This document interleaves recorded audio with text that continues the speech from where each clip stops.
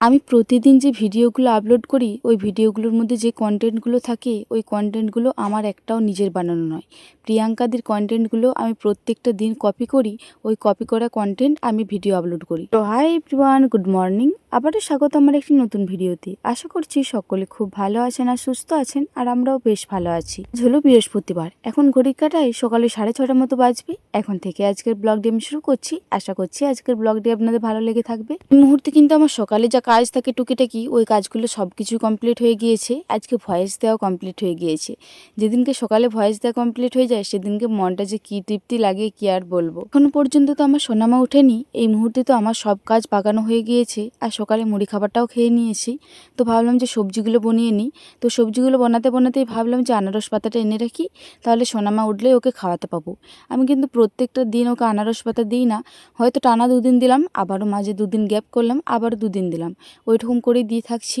একটু কিন্তু উপকার পেয়েছি। যে জায়গাটায় আনারস গাছ রয়েছে আমাদের, সেই জায়গাটা একটু ঝোপঝাড় রয়েছে, তো সেই কারণে যেতে তো একটু ভয় লাগে। তো সেই কারণে আমি একদিন একটা বড় পাতা নিয়ে চলে আসি, ওইটাকে 2 থেকে 3 দিন করি, তারপরে আবারও একটা পাতা আনতে যাই। আজকেও বেশ একটা বড় রকমের পাতা নিয়ে চলে এসেছিলাম, ওইটাকে 2 ভাগ করে রেখে দিয়েছি। কিছুটা একটা প্লাস্টিকে করে রেখে দেবো, কিছুটা পরিমাণে আজকে সোনামাকে রস করিয়ে খাওয়াবো। তো যাই হোক, চলুন এরপর সবজিগুলো বনিয়ে নিই। সোনামা যতক্ষণ না উঠছে ততক্ষণ বানাতে পাবো, ও উঠে গেলে তো আর বানাতে পারবো না। তো আজকে খুব একটা বেশি সবজি করা হবে না। আজকে পটল ভাজা হবে, কুঁদরি ভাজা হবে। ওই দুটো তরকারি কিন্তু এই মুহূর্তে আমার বানানো কমপ্লিট হয়ে গিয়েছে। এবারে শুধুমাত্র আলু পোস্তটা বানাচ্ছি, আর করা হবে মুসুরির ডাল। এই যে আপনার সাথে গল্প করতে করতে ওইদিকে সোনামায়ের আমার হাঁক পড়ে গিয়েছে, মা মা করে ডাকবে। ও কিন্তু সহজে পড়ে যায় না খাট থেকে, বা নামতেও যায় না। ও ঘুম থেকে উঠে চুপচাপ বসে থাকে, বসে থাকতে থাকতেই আমাকে ডাকবে। সোনামায়ের এই গুণটা আমার খুবই ভালো লাগে, কারণ আমি যদি কোনো বাথরুমারে যাই, আমি যদি কাউকে বলেও না যাই, আমার কিন্তু খুব একটা ভয় থাকে না। তবে যদি বাথরুম যাই আমি কিন্তু কাউকে বলে যাই, কারণ বাই চান্স যদি ঘুমের ঘরে পড়ে যাই তখন কিন্তু বিপদের শেষ থাকবে না।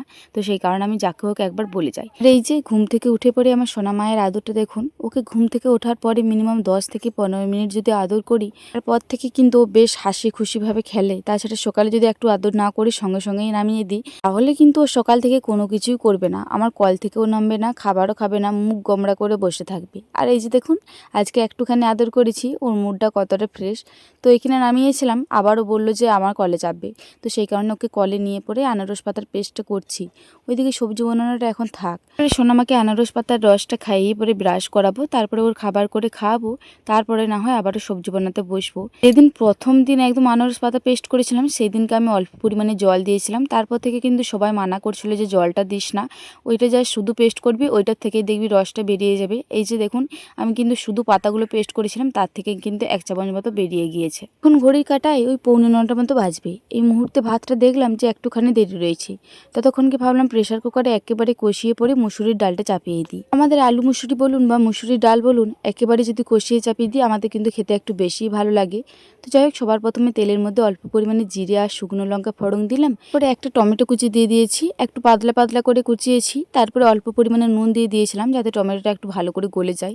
তারপরে এই যে মুসুরি কলাইটা ভালো করে ধুয়ে রেখেছিলাম, ওই মুসুরি কলাইটা দেওয়ার পরে পরিমাণ মতো নুন আর হলুদ দিয়ে আর একবার মতো ভালো করে কষিয়ে নেবো। তারপরে পরিমাণ মতো জল দিয়ে দেবো। এইরকমভাবে একবার মুসুরির ডাল বানিয়ে দেখবেন, খেতে কিন্তু বেশ ভালো লাগে। তো যাই হোক, চলুন জলটা দেওয়ার পরে একটু ভালো করে নাড়াচাড়া করে নিলাম। সবার শেষে দিয়ে দিলাম 2 চামচ মতো চিনি। আমাদের বাড়িতে খুব একটা বেশি মিষ্টি খায় না, তো সেই কারণে 2 চামচই দিলাম। এখন ঘড়ি কাটাই ওই 10:30 মতো বাজবে। এই মুহূর্তে আমার স্নান করা হয়ে গিয়েছে। ওইদিকে সোনামাকেও স্নান করা হয়ে গিয়েছে। সোনামাকে স্নান করিয়ে আমি গিয়েছিলাম স্নান করতে। আজকে আমার ঠাকুমা বাড়ি এলো। আপনারা তো দেখেইছিলেন যে ঠাকুমা গিয়েছিল পিসিমাদের বাড়ি, ঠাকুমা এতদিন থাকেনি। তো অবশেষে আজকে ঠাকুমা বাড়ি ফিরলো। ওই যে মুসুরি কলাইয়ের ডালটা চাপাচ্ছিলাম, তখনই কিন্তু ঠাকুমা আরে বাড়ি ফিরেছিল। 2টো দাদা ভাই, দিদি ভাই, একটা খেপা, সকলে মিলেই ঠাকুমাকে দিতে এসেছিল। তো দিদি ভাইয়ের বাড়ি যাবে, দিদি ভাইয়ের বাড়ি হচ্ছে বড়জোড়াতে। বড়জোড়াতে দিদি ভাইদেরকে নামিয়ে দাদা ভাইয়ারে গাড়িটা সার্ভিসিং করানোর জন্য যাবে। তো সেই কারণে আর বেশিক্ষণ দাঁড়ায়নি, তাড়াহুড়োর মধ্যেই বেরিয়ে পড়েছে। দাঁড়িয়ে পড়ে না একটুক্ষণ গল্পও করতে পারিনি, জানেন তো। ওই টাইমটা ডালটা চাপালাম, আবার ভাতটা হয়ে গিয়েছিল, তাড়াহুড়ো করে আবার ভাতটাও নামাতে হলো। দিদিদের সাথে যে একটু গল্প করব সেই সময়টাও টুকুনো পাইনি। বিশেষ করে দাদা ভাইদের যেহেতু একটু তাড়াহুড়ো ছিল, তো সেই কারণে একটু তাড়াতাড়ির মধ্যে দিদি ভাইয়ারে বেরিয়ে পড়েছে। যাই হোক, সকালে যে জামা কাপড়গুলো কাচাকুচি করে মিলেছিলাম ওগুলো একটু উল্টিয়ে দিলাম, আর এই যে স্নান করার পরে যে জামা কাপড়গুলো হয়েছে ওগুলো একটু মিলে দিচ্ছি। সকালে জামা প্যান্টগুলো এখনো পর্যন্ত শুকায়নি। যা ওয়েদার, মনে তো হচ্ছে না যে সারাদিনেও শুকাবে। ঘরের ভিতরে মিললে একটুখানিও শুকায় না, তবে বাইরে মিললে বাতাসে কিন্তু বেশ অনেকটাই শুকিয়ে যায়। তারপরে ফ্যানের তলাতে দিলে পুরোপুরি শুকিয়ে যায়। এই বেশ কিছুদিন ধরেই ভাবছি যে সোনামায়ের নখগুলো হয়েছে কাটবো, তবে আর সময় হচ্ছিল না। সময় হচ্ছিল না বলে ভুল হবে, সময়ের তো গাদা। সোনামাকে স্নান করানোর পরে, খাবার খাওয়ানোর পরে যে টাইমটায় পাই ওই টাইমটাতেই মনে হয় নখগুলো কাটি। ওই টাইমটাই সোনামা বেশ ভালো মতো খেলে। তাছাড়া রাত্রি হয়ে গেলে তো বলে বাচ্চাদের নখ আর কাটতে নেই। তাছাড়া সন্ধ্যের টাইমটিতেও বেশ ভালো মতো খেলে, ওই টাইমটিতে কিন্তু ওর নখগুলো কাটতে পাবো। তবে এই কিছুদিন একটু রান্না করতে দেরি হয়ে যাচ্ছিলো, স্নান করতে, সোনামাকে খাওয়াতে সব কিছু একটু দেরি হয়ে যাচ্ছিলো। আর সোনামাও ঘুমিয়ে পড়েছিল, সেই কারণে আর হচ্ছিল না। তবে আজকে তো সকাল সকাল রান্না বান্না হয়ে গিয়েছে, সেই কারণে আজকে স্নান করে এসে সোনামাকে নিয়ে বসে পড়েছি ওর নখগুলো কাটার জন্য। সোনামা তো এমনি চুপচাপ, খুব একটা বেশি ছটপট করে না। তবে ওর যখন নখ কাটতে ইচ্ছা করবে না, ও আর কোনো মতেই দেবে না। যখন চুপচাপ বসে থাকবে, ঠিক আছে তুমি যতগুলো মন কাটো। এই যে দেখুন, দুটো হাতের নখগুলো কাটা কমপ্লিট হয়েই গিয়েছে, শুধুমাত্র আর একটা আঙুল রয়েছে। ওইটা আর কিছুতেই কাটতে দিচ্ছে না, বলছে না আমি আর কিছুতেই কাটতে দেবো না। দেখেছেন আমার দুষ্টু পাখিটা কতটা দুষ্টু হয়েছে, কিছুতেই আর নখ কাটতে দিচ্ছে না। পায়েরগুলো তো মোটেও কাটতে দিল না। তো যাই হোক, অন্যদিন দেখবো। একটুখানি যদি বসে থাকতাম তাহলে হয়তো নখগুলো যাই হোক করে কাটিয়ে নিতে পারতাম। তবে ও আজকে একবারও ঘুমায়নি জানেন তো। আবার যদি ঘুমিয়ে যায় তো সেই কারণে ওকে ভাতটা খাইয়ে আমিও খেতে বসে পড়েছি। আজকে দুজনের ভাত একসাথে নিয়ে চলে এসেছিলাম। মামা আজকে আবার ঝুঁক নিয়েছে, ও নিজে হাতে ভাত খাবে। তো যাই হোক, ও একদিকে এক খাবল দু খাবল করে নিজে হাতে খাচ্ছে, কিছুটা আমিও খাইয়ে দিচ্ছি। আর আজকে দুপুরে কি কি মেনু হয়েছিল আপনাদেরকে তো আগেই বলে দিয়েছি। এখন ঘড়ির কাটাই বিকাল ওই 3টা মতো বাজবে, এখন পর্যন্ত কিন্তু সোনামা ওঠেনি। সেই কারণে ভাবলাম যে বিকেলের কাজগুলো আস্তে আস্তে বাগিয়ে নিই। এদিকে সবার প্রথম আটাটা মাখিয়ে নিচ্ছি, তারপরে না হয় ঝাটপাটগুলো দেবো। এদিকে ঠাকুমা এখনো পর্যন্ত শুয়ে রয়েছে। ভাবলাম ঠাকুমা শুয়ে রয়েছে, একটু পরেই না হয় ঝাটপাটটা দেবো। সবার প্রথমে আটাটাই মাখিয়ে নিই।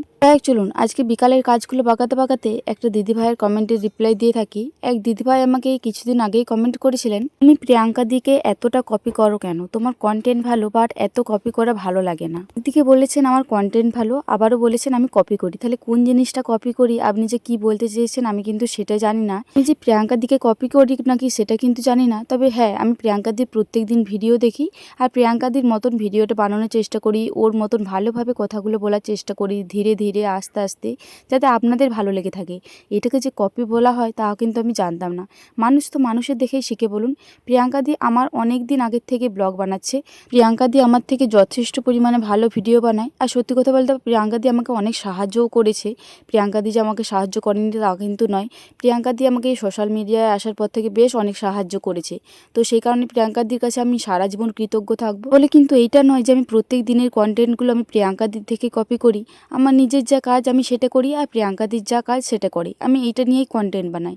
এতে কপি করার কি আসে আমি কিন্তু সেটা বুঝলাম না। প্রত্যেকটা মানুষের দেখেই প্রত্যেকটা মানুষের শিক্ষা পায়। তো একটা মানুষের দেখে শিখবে একটা মানুষ, এটাই তো স্বাভাবিক। এটাকে যে কপি করা বলে এটা কিন্তু জানতাম না। আর আপনি যে কোন জিনিসটা কপি করার কথা বলছেন সেটাও কিন্তু বুঝতে পারছে না। আপনি কি জানাবেন যে কোন জিনিসটা আমি কপি করছি? আমি আমার ডেলি রুটিন শেয়ার করি, প্রিয়াঙ্কা দি ডেলি রুটিন শেয়ার করে। এইটাতে কপি করার কি আছে আমি তো বুঝলাম না। আমি আমার মতো কন্টেন্ট তৈরি করি, প্রিয়াঙ্কা দির মতো কন্টেন্ট তৈরি করে। তবে হ্যাঁ, আমি যতটা পারি প্রিয়াঙ্কা দির মতন কথাটা বলার চেষ্টা করি, যাতে আপনাদের ভালো লেগে থাকে। যাই হোক, চলুন এটা নিয়ে আর বেশি কিছু বলা বলি করবো না, যতটুকু বলার আমি বলে দিয়েছি। এদিকে আপনার সাথে কথা বলতে বলতে আমার এদিকে বিকালে টুকিটাকি যে কাজ করে থাকি ওই কাজগুলো কমপ্লিট হয়ে গিয়েছে। ওইদিকে এখনো পর্যন্ত দালান পেড়েটে ঝাড় দিতে রয়েছে। তো দিদিভাই বললো ঠিক আছে নিয়ে আমি দিয়ে দিচ্ছি। তো ওইদিকে দিদিভাই দালান পেড়েটে ঝাড় দিয়ে নিয়েছে। এইদিকে আমি আটাটা মাখিয়ে মাটির পেড়েটে ঝাড় দিয়ে নিচ্ছি। ওইদিকে বাবা গিয়েছিল মাঠ, তো মাঠ থেকে এনেছে কটা মতো পেঁপে। ওই পেঁপেগুলো নিয়েই সোনামা আর সোনা পাপা দুজনেই খেলা করছিল। ওইদিকে আবার ওর জেঠু কাজে যাচ্ছে, তো সোনামা আবার ছুটে গিয়েছে ওই জেঠুর সাথে যাবে বলে। এখন তো মা উঠোনে কোনো রকম গোবর দিচ্ছে না। এই বর্ষাকাল ভোর তো জল হবেই, তো সেই কারণে মা এখন উঠোনে গোবর দিচ্ছে না। উঠোনটাও এখন প্রচুর পরিমাণে বালি, তো সেই কারণে আর উঠোনটা ঝেঁটালাম না। এই একদম মাটির পিঁড়ির থেকে নামিয়ে এইখানটায় জড়ো করে রেখে দেবো। এই মোটর সাইকেল রাখার জায়গাটাও যদি ফাঁকা থাকে তবে ওই দিকেও বার করে নিয়ে যাওয়া যায়। তবে আজকে সেটাও ফাঁকা নেই, তো সেই কারণে আর বার করে নিয়ে গেলাম না। তো যাই হোক, চলুন আজকের ভিডিওটা এই পর্যন্তই। আবারও দেখা হবে পরবর্তী কোনো ভিডিওতে।